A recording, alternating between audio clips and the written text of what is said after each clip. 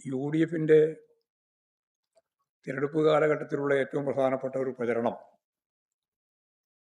LDF BJPയുമായി അന്തർധാര ഉണ്ടാക്കിയിരിക്കുന്നു എന്നതായിരുന്നു. എന്നാൽ അതിൻ്റെ നിജസ്ഥിതി ഇപ്പോഴ് കുറേശ്ശെയായിട്ട് പുറത്തു വന്നുകൊണ്ടിരിക്കുകയാണ്. വോട്ട് എണ്ണി കഴിയുമ്പോൾ കൂടുതൽ കാര്യങ്ങൾ പുറത്തു വരും എന്നത് നമുക്ക് മനസ്സിലാക്കാം. കോഴിക്കോട് ജില്ലയിലെ നാദാപുരം, വടകര നിയോജക മണ്ഡലങ്ങളിൽ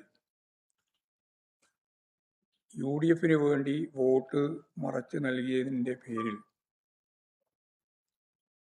BJPയുടെ 7ഓളം പ്രാദേശിക നേതാക്കളെ സംഘടനയിൽ നിന്ന് ഇപ്പോൾ പുറത്താക്കിയിരിക്കുകയാണ്. അങ്ങനെയൊരു വാർത്തയാണ് പുറത്തു വന്നിട്ടുള്ളത്. നേരത്തെ കോഴിക്കോട് ജില്ലയിലെ വടകര പാർലമെന്റ് നിയോജക മണ്ഡലത്തിൽ കോലീബി സഖ്യം ഉണ്ടായത് നമുക്ക് അറിയുന്നതാണ്. ആ സഖ്യത്തെ പരാജയപ്പെടുത്തിക്കൊണ്ടാണ് അന്ന് ഇടതുപക്ഷ ജനാധിപത്യ മുന്നണി സ്ഥാനാർത്ഥികൾ വിജയിച്ചത്. അതേ മണ്ണിലാണ് ഇത്തരമൊരു കൂട്ടുകെട്ട് BJPയിലെ ഒരു വിഭാഗത്തെ UDFിൻ്റെ ഭാഗമായി ചേർത്ത് നിർത്തി പ്രവർത്തിച്ചിരിക്കുന്നു എന്നുള്ള കാര്യം പുറത്തു വന്നിട്ടുണ്ട്. ഷാഫി പറമ്പിലും പാറക്കൽ അബ്ദുള്ളയുമാണ് ഇത്തരം ഒരു ഡീലിന് നേതൃത്വം നൽകിയത് എന്ന വാർത്തയാണ് പുറത്തു വന്നത്. മാത്രമല്ല, ഇതിനെ തുടർന്ന്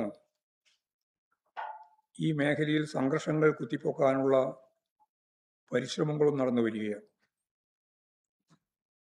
LDF പ്രവർത്തകർക്കെതിരെ കടന്നാക്രമിക്കുന്ന സ്ഥിതിയാണ് ഉണ്ടായിട്ടുള്ളത്. ഇതിൻ്റെ വെളിച്ചത്തിൽ നടത്തിയ അന്വേഷണത്തിൽ ബോംബ് ശേഖരം തന്നെ കണ്ടെത്തുന്ന സ്ഥിതി ഉണ്ടായി. അത് പിടിച്ചെടുക്കുന്ന നിലപാട് സ്വീകരിച്ചു. ഇത്തരം നിലപാടുകളെ തടയുന്നതിന് പോലീസിനെ കടന്നാക്രമിക്കുകയും തടയുകയും ചെയ്യുന്ന സമീപനമാണ് ബോധപൂർവം ആ മേഖലയിൽ UDFുകാർ, പ്രത്യേകിച്ച് ലീഗുകാർ ഉൾപ്പെടെ നടത്തിക്കൊണ്ടിരിക്കുന്നത്.